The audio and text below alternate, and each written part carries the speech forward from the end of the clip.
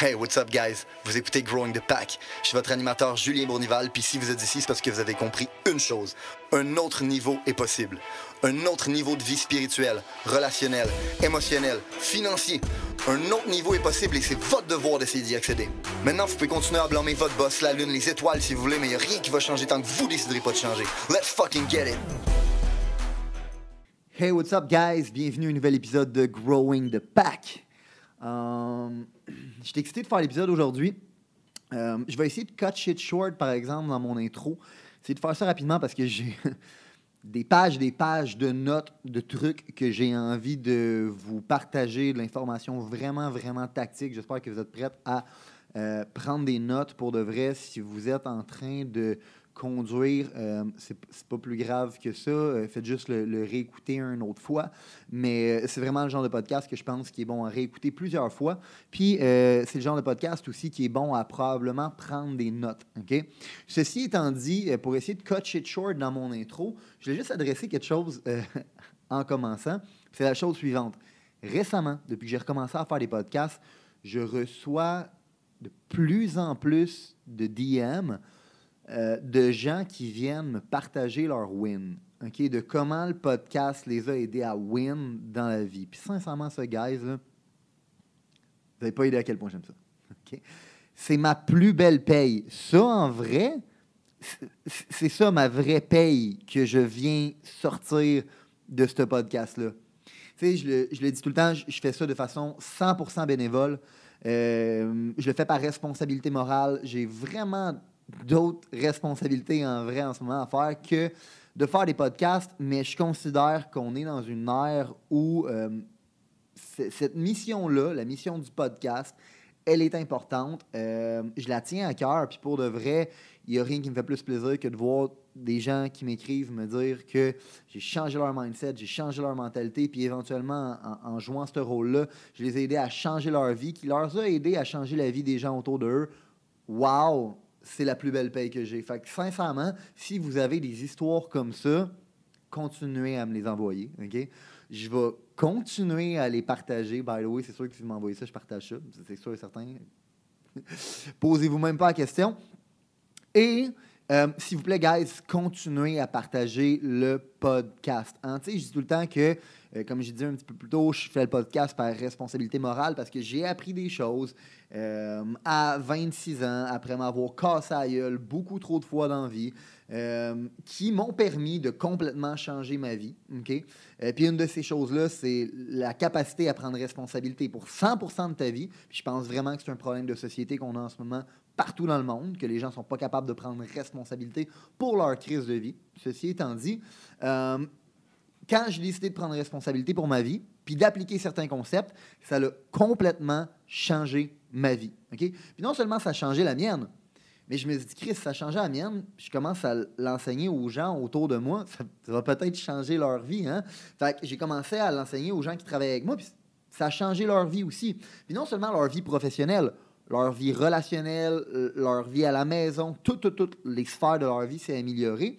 Puis, je me suis dit, you know what, dans ce cas-là, il faut partager ça à plus de gens. Il faut continuer à changer la vie des gens. Puis, je pense vraiment que la société va s'améliorer à travers des gens qui décident de prendre 100% responsabilité de leur vie. Puis, tout ça vient à travers l'éducation. Donc, c'est à ça qui sort le podcast. Je ne suis pas un motivational speaker. Si ça vous motive, tant mieux. Je suis un fucking teacher. Je suis ici pour vous enseigner des principes qui ont changé ma vie. Fait que, si vous êtes nouveau ici, j'espère pouvoir contribuer d'une certaine façon à changer votre vie, comme j'ai changé la mienne, comme j'ai changé celle de d'autres gens, comme ces principes-là, en fait, ont changé la vie d'autres gens. Puis, si sincèrement, c'est le cas pour vous, OK? S'il vous plaît, faites juste faire votre part. La seule chose que je demande, je fais ça gratuitement, je ne fais pas une crise de scène avec ça, c'est pas mon but non plus de faire une crise de scène avec ça. Seule chose que je vous demande, guys, prenez 2 minutes, puis partagez ça à quelqu'un. Si ça a un impact pour vous, si vous pensez que la mission fait du sens, si vous pensez que l'information est décente, s'il vous plaît,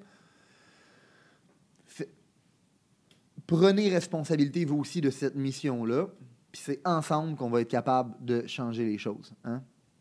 Ceci étant dit, le concept que je veux vous parler aujourd'hui, C'est un concept que je parle over and over and over again dans ma business, sans arrêt. OK? Je pense sincèrement que ce mindset-là, c'est un de nos facteurs le plus important dans notre différenciation envers toute la compétition. OK? Et à cause de ça, c'est une chose dans laquelle on porte énormément de fierté. Énormément de fierté. OK? Puis, sincèrement, je te colle la shot, si jamais un jour, tu as l'intention de venir travailler avec nous, si tu travailles avec nous, je te colle la shot, attends-toi d'être soumis au même standard d'excellence que le reste du groupe. Parce que ce que je m'apprête à vous partager, c'est quelque chose qui fait notre fierté, c'est quelque chose qu'on enseigne, mais c'est quelque chose aussi qu'on enforce, c'est quelque chose qu'on s'attend de nous et des gens autour de nous. OK? Mais avant de commencer, j'aimerais ça vous poser une question. C'est une question un peu niaiseuse, mais est-ce que vous avez déjà fait affaire avec un amateur? OK? Un pas bon. La réalité, c'est que poser la question, c'est d'y répondre. On a tous déjà, dans la vie, fait affaire avec des pas bons. Puis dans plein de contextes différents, hein? Peut-être que vous avez fait affaire avec un pas bon dans le contexte d'une business à qui vous avez donné un contrat. Hein? La business était supposée de venir chez vous, faire X, c'est arrivé, puis elle l'a fait tout croche. Puis vous êtes en tabarnak d'avoir donné votre argent à cette business-là. Mais il est trop tard. OK? C'était peut-être un employé aussi. Hein? Peut-être que vous avez employé quelqu'un, puis cette personne-là, ben, vous pensez qu'elle allait get the job done, puis finalement, ben, over and over again, vous êtes toujours déçu du rendement de cette personne-là. Peut-être aussi que vous avez déjà travaillé pour une business d'amateurs, des pas bons. Ça arrive. Puis, malheureusement, la raison pour laquelle 90% des business fail au bout de 5 ans, c'est parce que la plupart des business, c'est des pas bons. OK? Fait que vous avez probablement déjà vécu toutes ces expériences-là. Vous avez probablement déjà fait affaire avec une business qui était des pas bons. Peut-être que vous avez déjà employé du monde qui n'était pas bon. Vous avez probablement aussi travaillé déjà dans votre vie pour une business qui n'était pas bon. Si vous travaillez pour le gouvernement, ben, bienvenue dans le club. Puis, peut-être même que dans certains cas, vous avez été le pas bon. Vous avez été l'amateur. Puis, il n'y a pas de mal à ça en passant, comme je sais que je l'ai déjà été. Okay? J'ai vraiment déjà été un pas bon dans ma vie. Je ne commencerai pas à expliquer toutes mes histoires ici sur le podcast, surtout que ce n'est pas le sujet de base. Mais je vous colle la shot. J'ai déjà été un pas bon. Okay? Raide. OK? Puis, il n'y a pas de mal à passer par là. Tout le monde, en fait, selon moi, passe par là. La différence, puis le problème, c'est ceux qui restent des amateurs toute leur vie. OK? Fait que, d'un autre côté du spectre, vous avez probablement déjà fait affaire avec une business aussi qui était des professionnels. OK? Puis, à partir de ce moment-là, vous êtes capable de faire la différence. Vous savez c'est quoi une expérience de travailler pour un amateur ou de travailler pour un professionnel, de travailler avec des amateurs ou de travailler avec des professionnels, d'engager un amateur ou d'engager un professionnel, de faire affaire avec une business qui sont des amateurs ou de faire affaire avec une business qui sont des professionnels. Puis si je vous donnerais le choix, à tous les coups, vous allez choisir le professionnel. Et ce, même si le professionnel, il coûte plus cher. OK? Fait que, il faut comprendre une chose. De un, vous êtes capable de faire la différence, mais de deux, comme le titre du podcast le dit, il n'y a pas d'entre-deux. Tu es soit un amateur ou tu es soit un professionnel. Il n'y a pas personne qui va dire dans la vie « Ah, ben c'était vraiment cool de travailler avec lui, mais dans le fond, il était pas bon. » Non, il était pas bon, puis c'était pas cool, ou il était bon, puis c'était cool. C'est un des deux. Okay? Il n'y a pas d'entre-deux. C'est soit que tu es bon à faire ce que tu fais, puis tu es un professionnel, puis tu get the job done, puis les gens sont satisfaits de travailler avec toi, ou ils ne sont pas.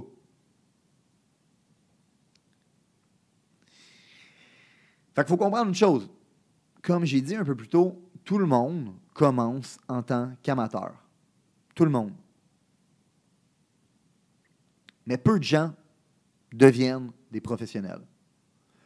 Comme j'ai dit, j'ai déjà été un pas bon en passant. J'ai commencé comme étant un amateur qui travaillait pour une entreprise d'amateurs. J'ai décidé que je voulais être un professionnel. Puis vu que l'entreprise pour laquelle je travaillais, c'était des amateurs, mais j'ai décidé de partir à mon compte pour devenir un professionnel. Puis au début, j'étais un fucking amateur. Puis aujourd'hui, j'aime penser que l'excellence puis le professionnalisme, c'est quelque chose qu'on vit dans ma fucking business. C'est quelque chose pour laquelle on porte beaucoup, beaucoup, beaucoup de fierté. Nos clients savent, hors de tout doute raisonnable, qu'ils peuvent nous faire confiance. Qu'on va les prendre par la main à travers chacune des étapes du processus, qu'ils peuvent se fermer les yeux, puis qu'on va get the fucking job done.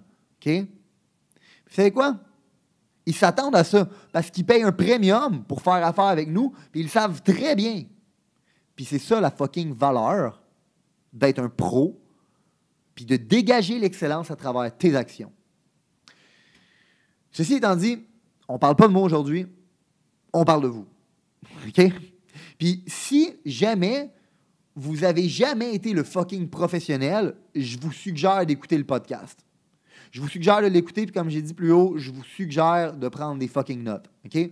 Parce que si vous avez envie d'être le boss de la situation, si vous avez envie d'être the fucking man, si vous avez envie d'être quelqu'un qui dégage, respire et inspire l'excellence, le podcast est pour vous.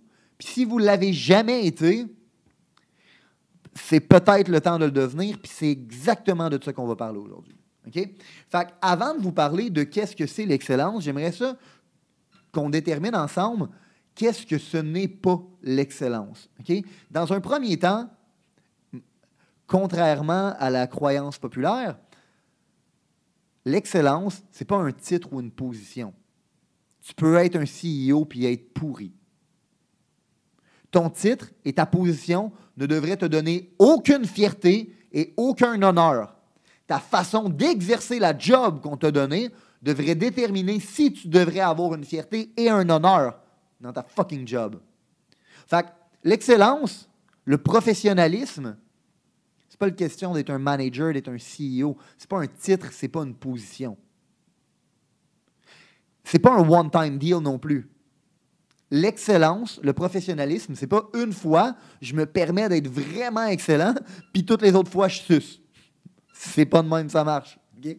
Dans le fond, l'excellence, c'est d'être capable de reproduire le même résultat over and over and over again, puis que les gens sont capables de se fier sur toi, que hors de tout doute raisonnable, you get the fucking job done. Fait que c'est pas un fucking one-time deal. Puis encore une fois, contrairement à la croyance populaire, tu peux avoir beaucoup de skills dans la vie, mais still être un fucking amateur. Tu peux être un fucking amateur, même si tu as beaucoup de skills. Tu as bien beau être le meilleur guitariste au monde. Si tu arrives sur le stage, pas préparé, tu n'as pas ton ampli, tu n'as pas tes câbles, tu n'as pas de pic, tu arrives là pas préparé, tu as bien beau être le meilleur, tu es un amateur. Ton niveau de professionnalisme n'a rien à voir avec tes fucking skills. Rien. Fait que là, vous devez vous demander en tabarnak, c'est quoi, dans le fond, le professionnalisme? Vous devez vous demander en tabarnak, c'est quoi l'excellence? Si tes skills n'ont aucun lien avec ton professionnalisme, c'est quoi, dans le fond, le professionnalisme? Okay? C'est quoi, dans le fond, être un pro? C'est quoi, dans le fond, l'excellence? Puis c'est une tabarnak de bonnes questions. Puis la réponse à cette question-là, c'est la suivante. L'excellence, c'est un mindset. L'excellence, ça se passe ici, entre les deux fucking oreilles. Dites-vous une chose, je vais essayer de ne pas aller trop deep là-dedans, mais votre subconscient là, dicte 97% des actions que vous prenez dans votre journée. Vous levez le matin, vous allez dans la douche, vous allez probablement vous savonner de la même façon, vous brossez les dents de la même façon, tout sur l'automatisme sans vous poser une calisse de questions. 97% des décisions que vous prenez dans votre journée sont automatiques. OK? Fait que votre programmation roule votre autopilote qui dicte votre journée. OK? Votre autopilote, dans le fond, il va contrôler vos habitudes puis vos réflexes. Puis vos habitudes puis vos réflexes vont dicter vos résultats. Fait que si vous avez envie de changer vos résultats puis de ne pas être un tabarnak d'amateur, d'être the fucking man, d'être le fucking boss, OK? D'être quelqu'un qui dégage, respire puis inspire la fucking excellence, ça part ici, entre les deux fucking oreilles. Puis aujourd'hui, j'ai envie de vous aider à vous reprogrammer pour l'excellence. OK? Fait que je vais probablement vous donner 3 points, OK? De c'est quoi le mindset derrière l'excellence? C'est quoi le mindset que les gens qui excellent, hors de tout doute raisonnable dans tout, ont? Puis après ça, je vais vous donner une stratégie pour être capable d'atteindre l'excellence. OK? Fait que là, c'est le temps de prendre des notes. Là, c'est le moment que vous allez probablement vouloir réécouter si en ce moment vous êtes en char ou que vous êtes en train de faire un workout. C'est le moment que vous allez vouloir réécouter. OK? Fait que, point numéro 1. Comme mon mentor dit toujours, Ed Mylett répète toujours la même chose. How you do one thing is how you do everything. L'excellence, c'est une habitude. OK? Comment tu fais les petites choses va dicter énormément comment tu vas te comporter dans les grandes choses. Si tu n'es pas capable d'être excellent dans les micro-détails, tu ne le seras jamais dans les macro-détails. OK? Fait que, moi, dans la vie, personnellement, j'adore engager du monde qui ont déjà performé à des hauts niveaux, dans n'importe quoi. Principalement, je pense que les meilleures écoles, c'est la musique ou les sports. Si tu as déjà excellé dans la musique ou les sports, you know what it fucking takes. Si tu as déjà rentré à un niveau professionnel là-dedans, si tu as déjà été un pro là-dedans, tu as déjà excellé là-dedans, tu sais ce que ça prend. How you do one thing is how you do everything. C'est une question d'habitude que tu es en train de créer. C'est une question de précédent que tu es en train de créer. Le fait de vouloir exceller dans quelque chose, c'est ça que ça te donne. Ça te donne la clé pour pouvoir exceller dans toutes les autres choses que tu vas faire plus tard. J'adore engager ce monde-là pour ça. Puis là, peut-être que toi, tu écoutes le podcast en ce moment et tu te dis « fuck ». Malheureusement, j'ai jamais eu la chance de me rendre au point d'exceller dans quoi que ce soit dans ma vie. J'ai toujours quitté avant de me rendre au niveau professionnel. Ben dis-toi, tu as créé une habitude de marde, puis il est peut-être temps qu'on la reprogramme, ton habitude de marde. OK? Puis aujourd'hui, by the way, c'est ta chance. OK? Parce que la beauté du principe, là, c'est que how you do one thing is how you do fucking everything. Tu peux commencer en passant la mop dans un fucking building, man. Les habitudes que tu vas créer en étant le meilleur qu'il y a, sa tabarnak de planète, à passer la calice de mop, tu vas la bâtir à d'être excellent là-dedans, bien, éventuellement, ça va t'ouvrir un monde de possibilités. Parce que les skills que tu vas avoir développés pour devenir excellent là-dedans, tu vas pouvoir les dupliquer pour être excellent dans plein d'autres choses. Puis le monde va te remarquer, man. Le monde va te remarquer. Puis ça m'amène au deuxième point en passant. Si tu penses que passer la mop ou faire des jobs d'entrée de position, là, les jobs de position d'entrée dans une compagnie n'ont aucun impact, dites-vous une chose, vous avez vraiment la tête dans le cul. Premièrement, croyance fondamentale, vous êtes en vie, vous avez un impact. Votre travail a un impact, aussi minime qu'il soit. Autant que ce soit passer à mop, flipper des tabarnaks de burgers dans un McDo, faire cuire des tabarnaks de frites, OK? Peu importe qu'est-ce que vous faites, votre job, votre travail a un impact. Il compte. Fait que s'il compte, il devrait être fait de la meilleure façon possible. Parce que si vous faites un travail supérieur en normes, non seulement vous allez vous démarquer, non seulement il y a des opportunités qui vont s'ouvrir à vous, puis en plus de ça, quand les opportunités vont s'ouvrir à vous, vous allez savoir comment exceller dans la prochaine opportunité. Mais en plus de ça, vous allez simplifier la vie des gens autour de vous. Puis quand vous simplifiez la vie des gens autour de vous, vous créez de la valeur. Ce qui, par défaut, augmente votre valeur sur le marché. En tant que business, vous pouvez charger plus cher parce que vous êtes un pro qui get the fucking job done. En tant qu'employé, vous pouvez aller chercher plus. En passant, si vous êtes un employé et vous êtes à commission based only, les résultats vont venir tout seuls. Si vous êtes un fucking professionnel, les résultats vont parler par eux-mêmes. Si vous êtes à l'heure, là, puis vous travaillez pour un fucking pro, je vous jure qu'il va le remarquer, puis il va vous donner de la reconnaissance. Puis si vous êtes un employeur, vous employez du staff, vous êtes un manager, vous êtes un leader, vous allez pouvoir être encore plus exigeant à tout le monde autour de vous, ce qui va permettre à tout le monde et vous de créer encore plus de valeur et vous, indéniablement, d'augmenter votre fucking valeur sur le marché. Votre niveau de professionnalisme et d'excellence est en directe corrélation avec la valeur que vous amenez sur le marché, qui est en directe corrélation avec votre propre valeur sur le marché. Puis le point numéro 3, c'est, guys, le vrai pouvoir de l'excellence, le vrai ripple effect de tout ça, c'est le legacy. Dites-vous une chose, c'est une question de l'image que vous laissez. Tout le monde que vous rencontrez,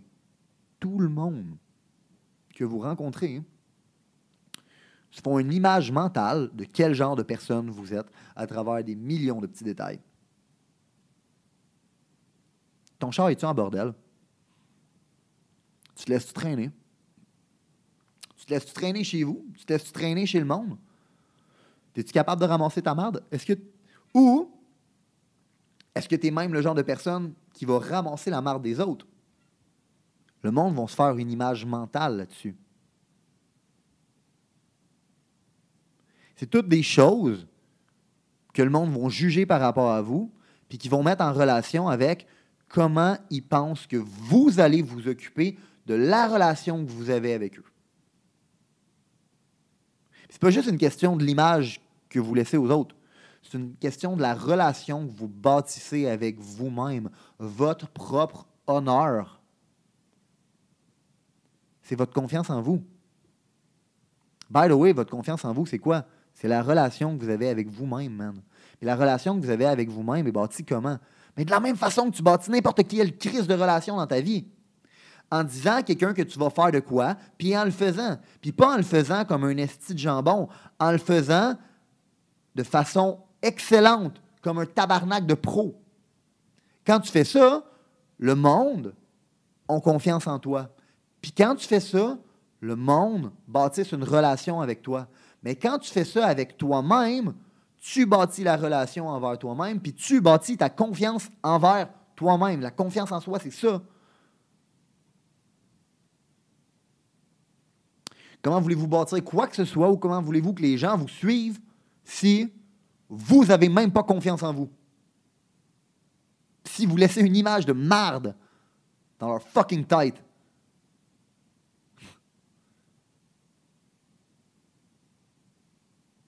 Fait que, je ne vais pas trop m'attarder là-dessus. Maintenant que vous comprenez le mindset, vous vous demandez probablement, OK, je comprends tout ça, là, Julien, je comprends how you do one thing is how you do everything, c'est une question d'habitude, ça va me servir dans toutes les autres choses. Puis je comprends aussi qu'éventuellement, c'est ça qui me permet de créer de la valeur sur le marché, qui va dicter ma valeur sur le marché. Puis ouais, je comprends aussi que c'est pas juste une question de la valeur, c'est pas juste une question de moi, c'est une question de l'image que je laisse aux gens autour de moi, puis c'est une question de la legacy que je suis en train de créer. Ouais, vous le comprenez. Fine. Maintenant, comment on l'exécute? OK? Votre habileté à être excellent est en directe corrélation avec votre habileté à rien laisser au hasard. Rien laisser au hasard. Les gens qui excellent ne laissent rien au hasard. Premièrement, ils ne laissent rien au hasard dans leur fucking préparation. Les pros, le 1% du 1% est continuellement en train d'apprendre, de se perfectionner et de pratiquer les fondamentaux. Michael Jordan était connu, okay, pour pratiquer le fucking chest pass. Le move le plus fondamental qu'il y a au basket, c'est lui qui le pratiquait le plus. No shit que c'est le fucking GOAT. Puis vous, vous pensez que vous n'aurez pas besoin de faire ça? C'est vraiment la tête dans le cul, man. Vraiment la tête dans le cul. Dites-vous une chose. You don't do something until you get it right. You do it until you can't get it wrong. Tu ne pratiques pas quelque chose jusqu'à temps que tu l'ailles bien. Tu pratiques quelque chose jusqu'à temps que tu sois incapable de mal le faire.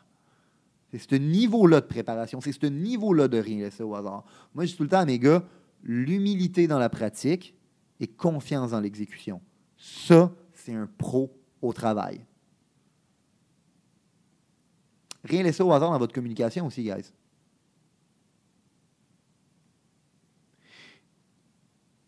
C'est plate, mais la plupart des gens ne le comprennent pas, ce principe-là. La plupart des gens, c'est facile en passant de comme laisser plein de choses non dites ou sous-entendues pour éviter des conflits, pour éviter des frictions, pour se simplifier la vie. Fait que je tiens à vous préciser une chose. C'est peut-être plus facile court terme, mais ce n'est jamais long terme. Quand tu fais une promesse qui ne peut pas se faire accomplir, bien éventuellement, tu nuis à ta réputation. Puis ça, c'est la meilleure façon d'avoir une hostie d'étiquette d'amateur. Fait que, avant de finir, guys, j'aimerais ça que vous preniez 2 minutes, OK, pour vous évaluer. Sur une note de 1 à 10, votre niveau d'excellence. Votre niveau de rien laisser au hasard, dans le fond. Votre niveau de professionnalisme. Parce que c'est en directe corrélation avec votre niveau de rien laisser au hasard. Sur une note de 1 à 10, à quel point vous laissez rien au hasard financièrement? À quel point vous laissez rien au hasard dans vos relations? À quel point vous laissez rien au hasard dans votre carrière? Sur une note de 1 à 10, à quel point? Puis après ça, évaluez comment votre vie elle serait différente si vous prendriez 100% responsabilité de toutes ces choses-là, puis de rien laisser au hasard. Ben oui, je sais, là. Je sais que ça a l'air facile dit comme ça. Mais les choses qui sont faciles à faire sont aussi faciles à ne pas faire. OK? Puis vous devriez comprendre que devenir excellent, c'est pas quelque chose qui se fait miraculeusement. C'est correct en ce moment de peut-être être un 4 sur 10. C'est correct d'être peut-être un 3 sur 10. C'est correct d'être un 7 sur 10. On est tous des amateurs à un certain point. Le but, c'est juste de ne pas le rester. Fait que, si jusqu'à présent, vous n'avez pas encore compris pourquoi c'est important de chasser l'excellence, d'être un professionnel dans la vie, ben, sincèrement, je ne sais pas quoi vous dire. Vous n'avez pas votre place sur mon crise de podcast. Vous devriez vraiment écouter d'autres choses. Vous devriez peut-être écouter Tout le monde en parle. Mais une chose est sûre, que vous l'ayez compris ou pas, si vous restez un amateur, vous n'allez jamais win big fucking time. Vous allez peut-être avoir la première vente dans votre business, mais vous n'aurez jamais tous ceux qui viennent après, ni ceux de ses amis. Vous allez peut-être avoir la job que vous cherchez en ce moment, mais elle ne t'offrera peut-être pas longtemps. Puis vous n'aurez jamais la promotion, ni la carrière. Peut-être que vous allez recruter vos amis si vous êtes en business. Vous allez peut-être être capable de le faire, mais vous n'allez jamais attirer des gens extraordinaires. Si vous n'êtes pas un professionnel, si vous ne chassez pas l'excellence, vous allez peut-être avoir le one night, mais vous n'aurez jamais la relation avec la personne de vos rêves. Puis, si je peux vous laisser avec une chose aujourd'hui, c'est la chose suivante. Si vous avez un choix à faire, choisissez l'excellence. Okay? L'excellence, c'est un choix. La médiocrité aussi, by the way, c'est un fucking choix. Puis à la fin de la journée, comment vous allez être jugé, comment vous allez vous juger, comment les gens vont se souvenir de vous, comment vous allez progresser dans la vie, OK? Comment vous allez dicter votre fucking valeur sur le marché, comment vous allez avoir un impact positif ou négatif sur tout le monde autour de vous, va être dicté par une chose. Ça va être dicté par comment vous avez décidé d'agir par rapport à l'excellence. Puis tout ça vient d'une chose, c'est de comprendre que malheureusement, il n'y a pas d'entre-deux. Vous êtes soit excellent ou vous êtes médiocre. Let's fucking get it. Si vous avez considéré que l'information, les principes, les valeurs qui ont été partagées aujourd'hui ont une certaine utilité dans la vie, vous allez non seulement vouloir appliquer les concepts, mais vous allez surtout vouloir les partager. partager à un ami, partager à une connaissance, partager à quelqu'un qui en a besoin. Growing the Pack, c'est avant tout un mouvement qui grandit à travers les gens qui fait grandir. C'est un mouvement qui permet de créer les leaders de demain. C'est seulement grâce aux gens comme vous qui comprennent que le développement du leadership est notre plus gros enjeu qu'on va réellement faire avancer les choses. Je vous remercie pour votre temps. Let's grow the fucking pack!